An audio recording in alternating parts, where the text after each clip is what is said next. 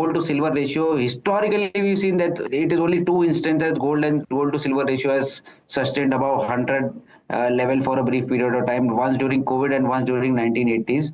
As we speak, it is around 102, 103.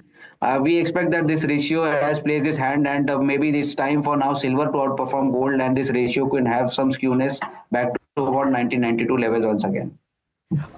Okay, so then as a house, while you're not giving targets on gold at this juncture, that's understandable, Navneet, would you say that the advice right now that you're dispensing is perhaps book some profits if you can in gold, if you've got the ability to, and I'm talking about primarily people who are investing in ETFs, and would you say that it makes sense at this juncture with silver having underperformed in a big way? And if I'm not mistaken, 1 year performance or 6 months performance, I think silver was down 2% last I checked. I'm not sure what the current value is, but would you say that there's a trade in silver?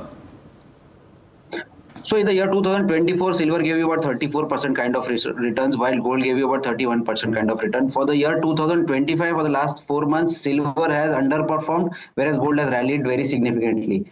Now, there is definitely a trade where we expect that silver could eventually catch up and the rally could extend to 110 and 125, 1,25,000 rupees per kg for silver over the next 12 to 18 months. Now, gold, we definitely have a target of 1,01,000 rupees as a target and maybe $3,800 as a target. But buying comfort is not at the current price. We expect that if an investor has to invest, it has to be a better price.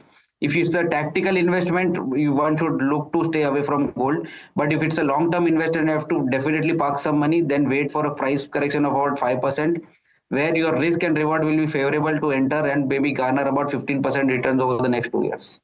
Thanks, Navneet.